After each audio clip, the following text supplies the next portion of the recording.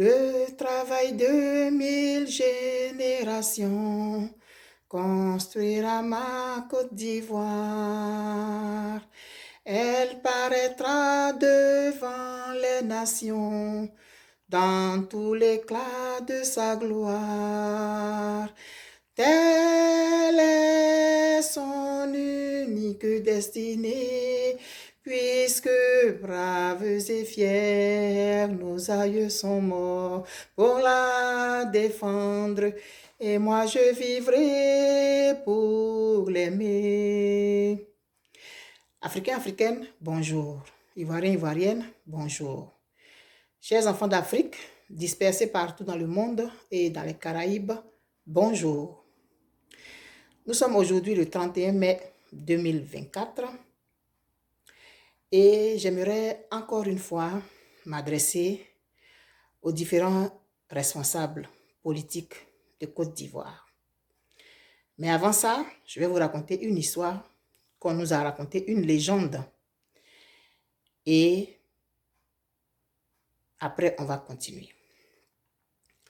C'est l'histoire d'une dame qui est née dans une famille royale. Et puis, il y a eu des tractations, il y a eu des coups bas et tout et tout. Je résume, je ne vais pas aller dans les détails pour ne pas que la vidéo soit longue. Et à un moment donné, elle a craint pour sa vie. Mais il y avait beaucoup de personnes qui croyaient en elle, qui l'aimaient, qui la respectaient et qui se disaient que selon leurs coutumes, selon la lignée, elle devait demeurer en vie. Elle devait accéder au trône. Mais les tractations, il y en a eu. Les coups bas, les assassinats, il y en a eu. Alors la seule décision qu'elle devait prendre, c'était de fuir pour préserver sa vie. Mais dans sa fuite, il y a plusieurs qui l'ont suivie, qui ont voulu rester ses sujets et qui ne voulaient pas rester sur place pour ne pas subir ceux qui faisaient des tractations et qui, selon eux, s'opposaient à la lignée, s'opposaient à la coutume. C'est ainsi qu'elle a fui avec plusieurs de ses sujets. À un moment donné, ils se sont rendus compte qu'ils étaient poursuivis par les adversaires, mais qui étaient devenus des ennemis parce qu'ils en voulaient à sa vie. Et il fallait qu'elle ne reste pas en vie. Il fallait qu'elle meure pour que ça puisse arrêter la succession et que ça passe dans une autre branche de la famille. Ils se sont enfuis pendant combien de temps? Je ne sais pas. Ils ont bravé la pluie, ils ont bravé le soleil, ils ont bravé les animaux sauvages et tout, jusqu'à ce qu'ils soient bloqués par la Comoé. Vous avez tout compris. Il s'agit de la reine Ablapoku, selon ce qu'on nous a raconté dans les livres à l'école primaire. La barrière naturelle n'était pas facilement franchissable. Que faire? Et c'était en saison des pluies, semble-t-il. Donc la Comoé était vraiment en crue. On ne pouvait pas passer à la nage. Et ce peuple-là n'était pas un peuple lagunaire pour avoir des pirogues et tout. Ils ne savaient pas comment passer. Les devins ont été consultés. On a dit pour qu'ils puissent passer, il faut un sacrifice suprême. Ceux qui l'ont suivi, ils l'ont suivi avec leur bien et tout. Pour leur propre suivi, pour la suivi de leur reine et pour la suivi de leur comment dire, de leur lignée, en tout cas de leur branche, de leur arbre généalogique, peu importe, il fallait qu'ils sacrifient quelque chose. Ils ont donné tous les bijoux qu'ils avaient. Les devins ont dit non, les génies ne veulent pas. Il y en a qui avaient réussi à fuir avec des animaux, des moutons. Ils ont donné tout ce qu'ils avaient qui pour eux était difficile de se séparer. Les génies ont dit non. Ils ont réfléchi on a dit, il faut vraiment quelque chose de grand. Il faut sacrifier un enfant. Il y a quelques personnes qui ont dit, ah, on va donner, non. La reine a compris que le sacrifice devait venir d'elle. Et ça devait être un sacrifice suprême. Alors, elle a décidé de sacrifier son enfant. Est-ce qu'elle en a parlé à son mari? Je n'en sais rien. L'histoire ne nous donne pas ce détail-là.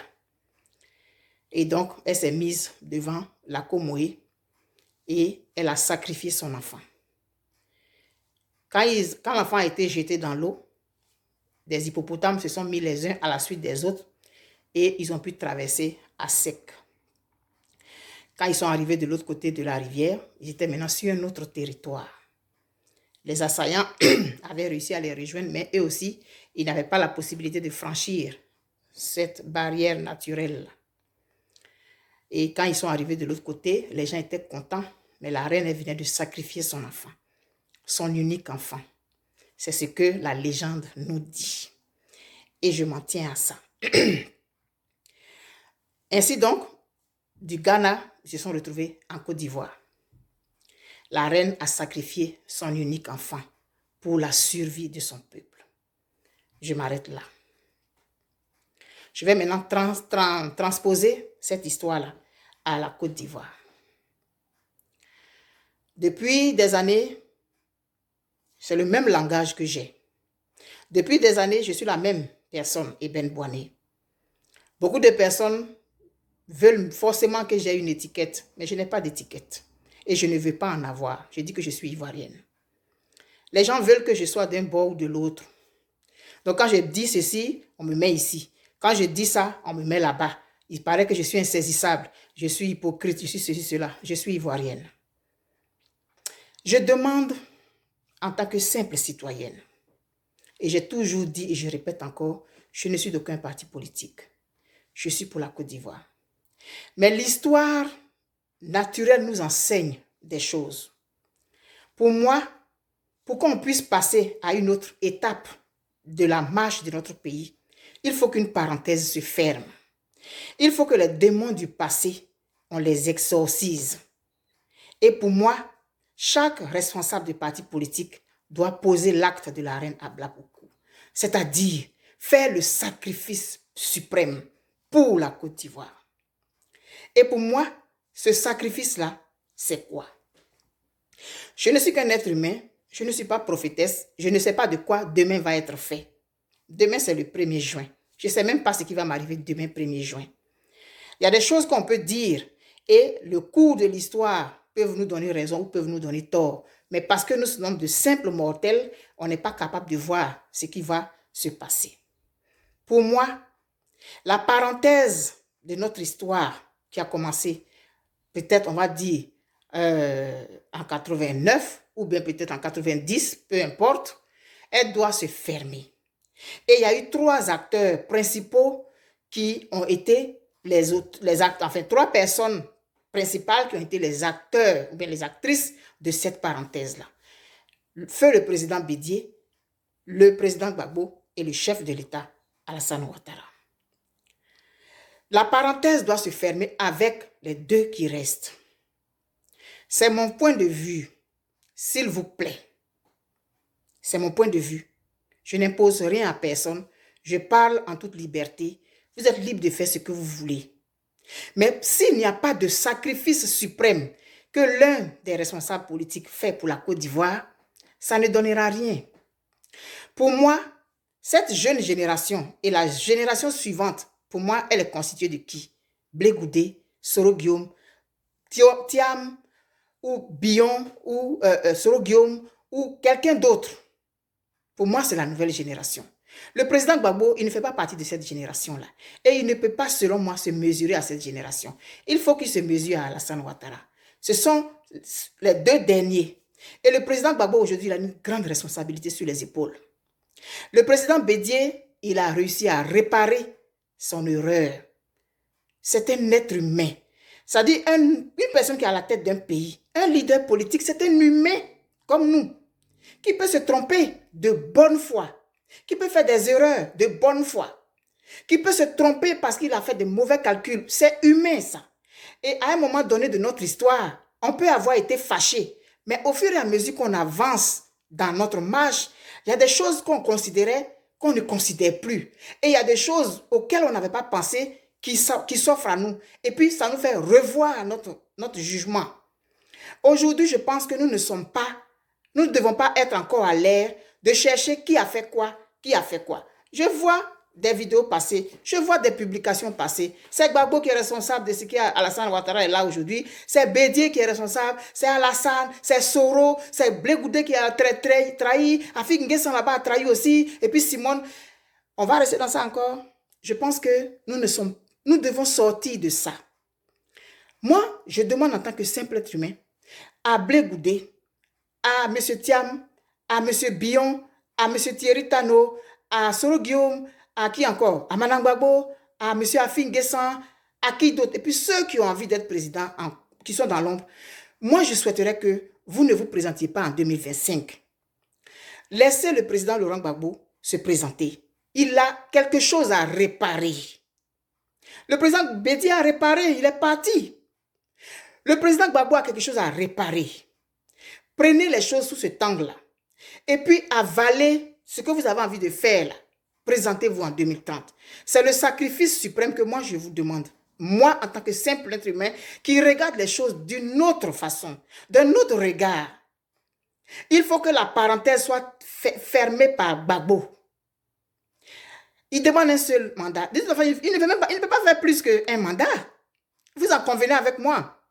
Donc moi, je souhaiterais que vous souffriez, vous fassiez le sacrifice là, aujourd'hui, pour mettre vos suffrages derrière le président Laurent Gbagbo, afin que la dernière bataille, qu'on va dire celle de Kirina ou bien c'est pas, se tienne. Une fois qu'il aura eu le pouvoir, un seul mandat, commission CEIO, découpage électoral, tout ça là, nous tous, on va nous y mettre. Parce que la Côte d'Ivoire, c'est notre bien à tous. La Côte d'Ivoire n'appartient ni au PDCI, ni au PPACI, ni au FPI, ni au RDR. La Côte d'Ivoire appartient à tous les Ivoiriens. Mais il est temps aujourd'hui que tous les Ivoiriens se rendent compte qu'ils ont un pays en commun. Cette bataille de clochers ne nous rend pas service. Et puis, ces responsables politiques-là, moi je le dis toujours, les gens qui parlent en votre nom sur les réseaux sociaux, on les identifie à vous. Vous pouvez leur dire d'arrêter parce qu'ils mettent l'huile sur le feu. Lui là sort, ou Soro Guillaume, on vient, on attaque le président Gbagbo. Ceux-là sortent là-bas, ils viennent répondre, Blé Goudé. Après, on dit non, Manan Gbagbo. Et puis, Afi, faites le sacrifice suprême. Demandez à vos gens qui parlent sur la toile de mettre balle à terre. Aujourd'hui, ayons un langage de rassemblement. Nous autres là, moi je suis un personnage lambda. Moi je peux critiquer Blé Goudé. Je peux critiquer Thiam, je peux critiquer Gbagbo, je peux critiquer Manan Gbagbo, je peux critiquer Afi, je peux critiquer Soro Guillaume, comme je veux, parce que je suis un simple citoyen. Mais ceux qui parlent en votre nom, ils mettent l'huile sur le feu. Regardez l'état de la toile aujourd'hui. Chacun tire la couverture sur lui. Non, c'est Gbagbo qui a signé l'article 48. Non, c'est Houphouët-Boigny qui a fait venir Ado. Non, c'est Bédié qui a dit... Mais on ne va jamais s'en sortir parce que chacun estime que son leader est blanc comme neige. Vous voyez comment je suis habillé là? Chaque leader est un saint. Chaque leader ne fait pas d'erreur. Chaque leader a toujours raison. Chaque leader est le plus beau, est le plus intelligent. Mais on ne va pas s'en sortir. Faites le sacrifice suprême.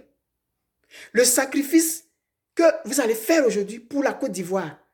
Vous aurez le temps, après avoir franchi la frontière, après avoir franchi l'obstacle, qui est Ado. Parce que si ce n'est pas fait, vous vous battez comme ça, vous allez en rang dispersé, les gens versent l'huile sur le feu. Est-ce que vous pensez que quelqu'un va vouloir un jour, les partisans de Blé Goudé vont vouloir que, Blé Goudé va vouloir que ses partisans aillent voter le président Gbagbo si les partisans de Gbagbo sont en train d'insulter Blé Goudé tous les jours, en train de dire ceci, cela, les partisans de Soro Guillaume aussi, ils se défendent. Mais à un moment donné, quand vous allez appeler au rassemblement, personne ne va vous répondre. Il y a des gens aussi qui ont commencé à défendre Thiam. Mais on ne va pas s'en sortir. Pendant ce temps, le RDR, il vous regarde. Vous vous dévoilez sur la toile. Vous parlez. Vous dites des choses contre les adversaires de vos leaders. Mais c'est à quel moment vous allez faire un sacrifice pour le pays? C'est maintenant qu'il faut faire le sacrifice de la reine Abla Pokou. Ce sacrifice-là, c'est quoi? Donner, faire bloc autour du président Laurent Gbagbo. On dit non, mais tu peux dire, pourquoi tu dis le président Gbagbo? Pourquoi tu ne dis pas Thiam? Moi, de toute façon, je dis Thiam là, il ne remplit pas les conditions. Mais si demain il est président de la Côte d'Ivoire, il sera le président de la Côte d'Ivoire. Ça là, ça ne va pas changer quelque chose. Mais est-ce que vous pensez que Thiam là, il mérite d'être candidat face à Alassane Ouattara? Pourquoi? Ils ne sont pas de la même génération. Si tout est nettoyé, tout est propre, en 2030 là, ils vont tous se battre à armes égales. Mais si vous restez dans ça là, le RDS sera encore là. Or, c'est lui qui a l'appareil d'État. Mettez-vous ensemble, s'il vous plaît. Faites le sacrifice suprême pour la Côte d'Ivoire, vous les autres membres là. Et demandez à vos gens de mettre l'huile sur le feu. Le sacrifice suprême, ce serait quoi? Que Blé Goudé dise, ok, je mets bas la terre, je demande à mes partisans, laissez tout tomber, tout ça, on va régler ça plus tard. Je demande que tout le monde, on se tourne vers le président Gbagbo. Parce que c'est le dernier des Mohicans. Il a une responsabilité dans ce qui s'est passé. Il doit rattraper, il doit, comment on dit ça? Il doit réparer. Et puis il va partir tranquille. Et après, on pourra maintenant faire toutes nos campagnes.